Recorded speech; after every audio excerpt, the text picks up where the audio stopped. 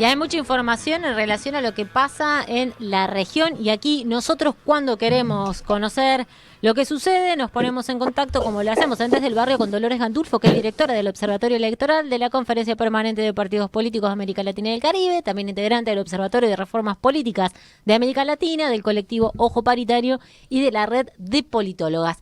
Hola Dolores. Hola, ¿cómo están? Bien, Laura, Mario, Buen un día. bien. gusto. Ahí los veo muy Con abrigados porque frío, está todos lindo estamos acá, con pero... frío, ¿no? Sí, la verdad que sí. Bueno, Dolores, hay varios temas para charlar. No sé por dónde querés empezar. Vos habías hablado de Francia, de lo que podía pasar. También estaba la previa del Mercosur. Son dos temas que tenemos para hablar hoy. Arranca por donde vos quieras. Bueno, para darle un poquito de continuidad a lo que habíamos conversado sobre las elecciones en Francia, la verdad que, bueno, el domingo fue, diríamos, una sorpresa, porque se especulaba mucho con qué podía pasar con la ultraderecha, con el crecimiento que había tenido el partido de Le Pen, Agrupación Nacional, en la primera vuelta, y bueno, en la segunda vuelta había mucha expectativa con lo que podía suceder. La verdad que diríamos que hubo dos situaciones que se dieron. La primera, y creo yo lo más sorpresivo, ¿no? Para el panorama internacional y de cómo venían ascendiendo este discurso, sobre todo en Europa, después de las elecciones europeas del crecimiento de la ultraderecha, de la extrema derecha, el triunfo del Frente Popular, una alianza de los partidos de izquierda, que se dio allí en Francia para poder ir hacia estas elecciones legislativas, muy parejo, ¿no? Porque podríamos decir que si bien el Frente Popular, el Frente de Izquierda, logró casi 180 escaños, lo que sería más el centro, ¿no? Este centro que pudo consolidar Macron sacó 160 y 140 fueron los escaños que pudo lograr Agrupación Nacional.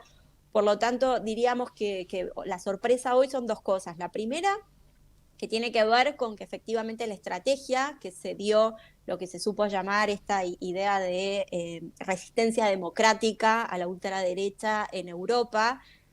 Recordemos que de cara a la segunda vuelta, tanto el centro derecha de Macron como el Frente Popular de Izquierda resignaron algunas candidaturas, los famosos terceros, ¿no? Los que habían salido terceros, para poder unificarse esas candidaturas y ser más competitivos de cara a la elección de la segunda vuelta.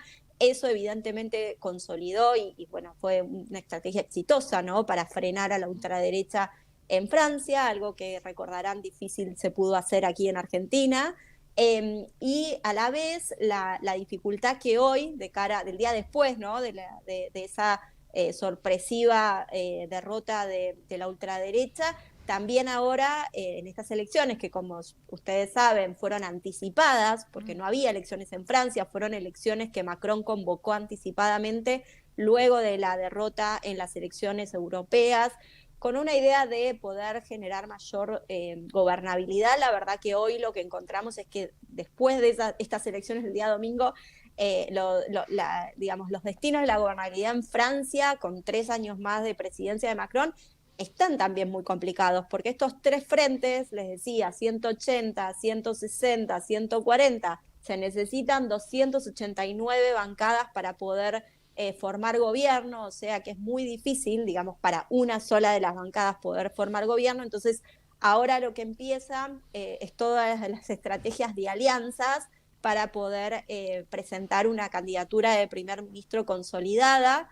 De hecho, hoy el primer ministro, en estas últimas horas, después del domingo, el primer ministro presentó la renuncia y Macron todavía no la aceptó, pidiéndole que permanezca en el cargo hasta tanto no tener una visibilidad clara de cómo puede ser esta alianza que genere mayor gobernabilidad para estos próximos 3 años.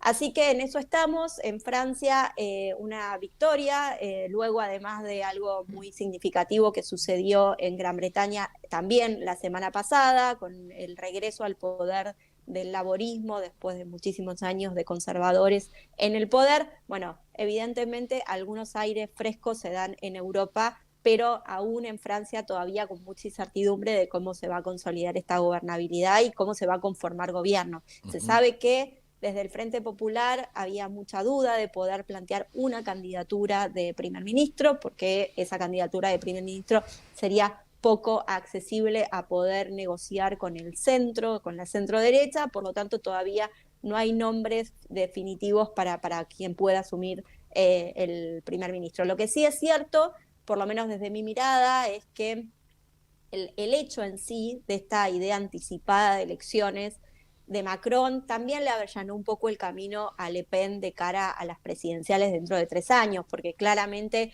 la posicionó, o sea, le dio esa victoria. Ella incluso en algunas declaraciones el mismo domingo dijo: estas elecciones lo que hicieron fue dilatar el triunfo de la ultraderecha, o sea, le dio a partir de los resultados de la primera vuelta un escenario, un buen escenario para que arranque su candidatura presidencial Le Pen, y la verdad que no resolvió lo que esperaba que resuelva esta elección, que era darle mayor gobernabilidad para los próximos años. Lo cierto es que para nosotros es una alegría que por lo menos por un lado se haya frenado la extrema derecha y por otro lado también haya tenido una victoria, un frente popular que por primera vez se unificaba en estas elecciones en Francia. Dolores, hay analistas, está medio repartido, ¿no? Con respecto a ciertos analistas que ven esto de la derechización a nivel global, si se quiere. Y hay quienes dicen que no, que en realidad es una crisis democrática y de representación, pero que los pueblos no tienen esa tendencia. Esto de Francia viene a abonar alguna de las dos posturas. Para vos, ¿cómo te parás frente a estas opiniones? ¿Cuál es la tuya? Bueno, a mí me parece, estoy bastante más cercana a la idea de que no hay una derechización de la sociedad. Me parece que lo que está habiendo son sociedades que se movilizan en torno a agendas, no tanto en torno a derecha, izquierda, como el sistema político a veces nos plantea la oferta, ¿no? A veces yo digo que la política se ordena por la demanda y no por la oferta, y me parece que en estos casos tiene mucho que ver con eso, porque la verdad que hoy lo que vemos es, evidentemente, la agenda de la migración, por ejemplo, en Europa es muy fuerte, y no por eso es que la ciudadanía se derechiza, porque siga, digamos, esa agenda. Lo mismo que podríamos decir acá en América Latina, la agenda de la seguridad.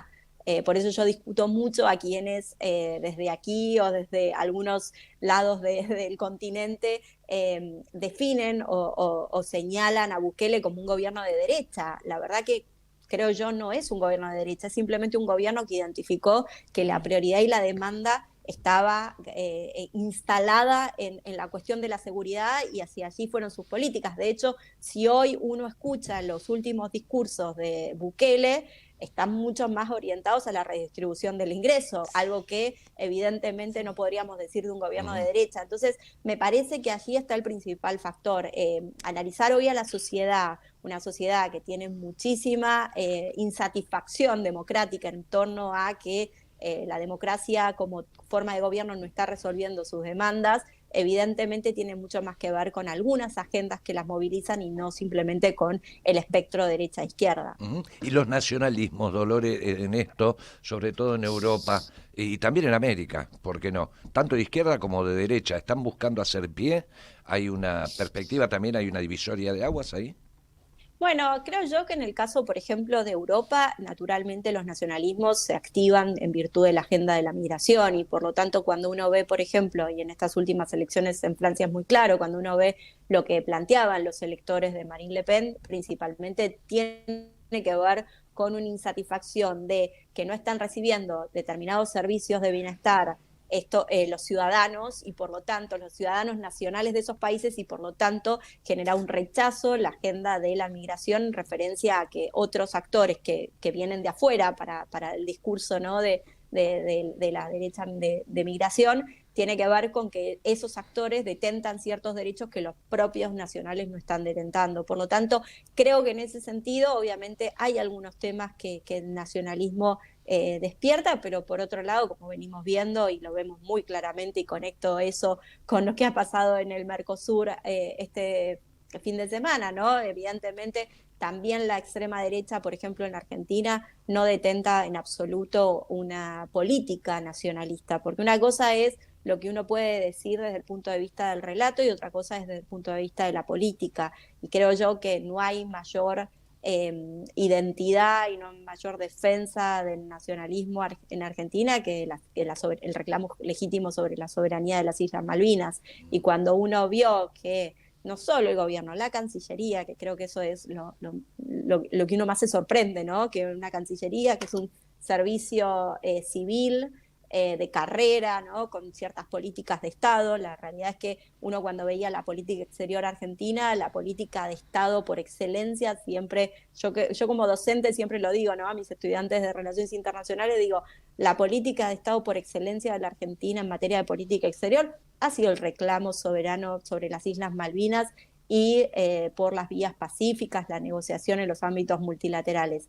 Y eso que un país que dice, un gobierno que dice defender algunos factores del nacionalismo, que vaya a un ámbito internacional, regional, sobre todo el más próximo, el más cercano, el que siempre ha tenido actores que han defendido la causa de Malvinas, como es el Mercosur, y que en la declaración por primera vez no surja ese tema, es bien preocupante para la Argentina, ¿no? Bueno, y en relación a la cumbre, ¿qué es lo que...? Bueno, ya sabemos que el presidente no fue, que de hecho decidió ir a un evento personal, privado, podríamos decir, al otro día, un gran desplante y un espacio importante en el que nos corremos. ¿Qué pasó en el Mercosur? ¿Cómo evaluás la cumbre? Bueno, la cumbre en primer lugar, obviamente lo que vos decías, ¿no? La ausencia que además no solamente fue marcada por la oposición en Argentina, fue marcada por el propio presidente Lacalle Pou de Uruguay, quien, recordemos que en esta cumbre Uruguay asume la presidencia pro tempore del Mercosur, por lo tanto se cumple, digamos, los 6 meses rotativos que cada uno de los países asume en este órgano regional. Lo dejaba Paraguay, dejaba la presidencia pro tempore de Paraguay y asume Uruguay. Por lo tanto, el propio Lacalle Pou en su discurso, después de que habló la canciller Diana Mondino, hizo referencia a, creo yo, con los términos de no solo es importante el mensaje, sino el mensajero, el hecho y marcando la ausencia, ¿no? de Javier Milei en este foro, que además también, obviamente, por las cuestiones de protocolo, ¿no? que tienen estos grandes foros regionales, había presencia de presidentes de otros países, los presidentes de los países extra, digamos, Mercosur, que son países asociados al Mercosur, e incluso estuvo el presidente recientemente asumido de Panamá, Mulino, que iba a este foro para poder consolidar un acuerdo de libre comercio entre Panamá y el Mercosur, e incluso está en la foto oficial junto a los presidentes del Mercosur, en ausencia en esa foto de ningún representante de la Argentina, porque claramente el protocolo indica que tenían que ser los jefes y jefas de Estado. Entonces, creo yo que por un lado muestra el interés, que ya lo veníamos viendo, del presidente Milei en el plano del Mercosur, pero bueno, también obviamente se habló de muchos temas que ya también vienen siendo temas de agenda, rever las cuestiones vinculadas a los aranceles, se trabajó mucho el tema de salud, ciencia, integración interfronteriza, también cuestiones vinculadas a la cooperación, el FOSEM, que es el fondo que tiene el Mercosur para algunas obras de integración de infraestructura. Se planteó la necesidad de poder, obviamente, este es un fondo que siempre va hacia Paraguay y Uruguay, también se habló de la posibilidad de que vayan a Brasil por las grandes inundaciones que tuvo Brasil estos últimos tiempos, sobre todo en el sur, y obviamente también empezar a rediscutir algunas agendas que tienen que ver con poder respetar o cumplir o escuchar algunas demandas que venía planteando Uruguay también en el plano de ciertas aperturas. Me parece que lo que se pudo ver es a un Mercosur consolidado con los presidentes que estuvieron presentes, con Lula recuperando un gran liderazgo, que creo que esto es lo más significativo de este encuentro, ¿no? Volver a ver a Lula como liderando, ¿no? el proceso del Mercosur y liderando también la necesidad de que se fortalezca el Mercosur. Además, próximamente también le va a tocar a Brasil encabezar el Parlasur el año próximo, por lo tanto se ve mucho la presencia de Lula para poder fortalecer este ámbito regional y al mismo tiempo también poder consolidar a partir del Mercosur algunos acuerdos con el resto de los países de la región, ¿no? Esto lo decíamos con respecto a Panamá, pero también se puede extender sobre todo a los países asociados al Mercosur.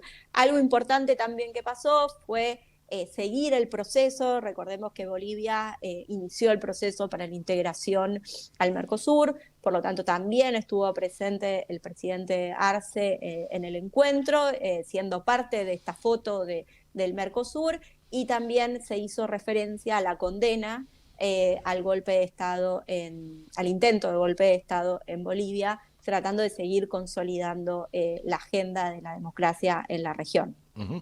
Creo que fue Lacalle, Dolores, que habló de un shock de adrenalina o algo así para este Sí, organismo. ¿Este desagregado está en lo que venís relatando o hay otras cosas? no, eso fue algo que retomó, es algo que también lo dijo Diana Mondino. O sea, Diana Mondino hizo hincapié en esa agenda de que se necesitaba, digamos, darle un dinamismo mayor, y luego tomó las palabras, se tomaron las palabras mutuamente, pero ambos hicieron hincapié en la necesidad de darle un dinamismo, de actualizarlo un poco la calle Pou, lo que viene planteando. Recordemos que, ligado también a lo que veníamos conversando, este año tiene elecciones Uruguay. En las elecciones primarias que habíamos conversado algunas semanas antes, el Frente Amplio tuvo una victoria bastante significativa en torno a los votos. Recordemos que son elecciones primarias, no participa toda la población, pero sí fue la segunda mejor elección en la historia del Frente Amplio en materia de primarias, y fue la peor elección en materia de primarias para el Partido Nacional, el partido de la calle Pou. Por lo tanto, también eso avisora, ¿no?, lo que puede llegar a suceder en octubre. Además, el Frente Amplio pudo consolidar una fórmula presidencial con Yamandu Orsi de presidente y Carolina Cose de vicepresidente, que eran los dos que iban a la interna. Por lo tanto, se puede decir que la unidad está muy garantizada dentro de lo que es el Frente Amplio, porque ambos candidatos, que además fue una elección muy competitiva, 60-40, lograron estar en unidad en la fórmula. Por lo tanto, también todo eso empieza a abrir un escenario que creo yo le permite también a Lula poder encabezar una agenda mucho más abierta a la integración, ¿no? Bien, bueno, Dolores, ¿qué hay que tener en cuenta de aquí en adelante? Se viene en la agenda, digo, de la región. ¿Hay algún evento, episodio o algo que haya que prestar atención en estos días? Bueno, próximamente las próximas elecciones que seguramente estaremos hablando son las elecciones en Venezuela, que son el 28 de julio, así que las próximas semanas vamos a estar muy atentos a ese proceso electoral, que también obviamente tiene impacto sobre todo para la región, en materia no solo de los posicionamientos que sabemos cada uno de los distintos gobiernos va a tomar al respecto, sino también en materia de temas de agenda, como por ejemplo la cuestión migratoria, que es tan importante para la región, ¿no? Bien, bárbaro. Bueno, Dolores, como siempre, un lujazo, muchísimas gracias. Y bueno, nos encontramos la próxima semana para hablar de esta, de esta jornada de elecciones. Por supuesto, un abrazo grande. Gracias, Dolores.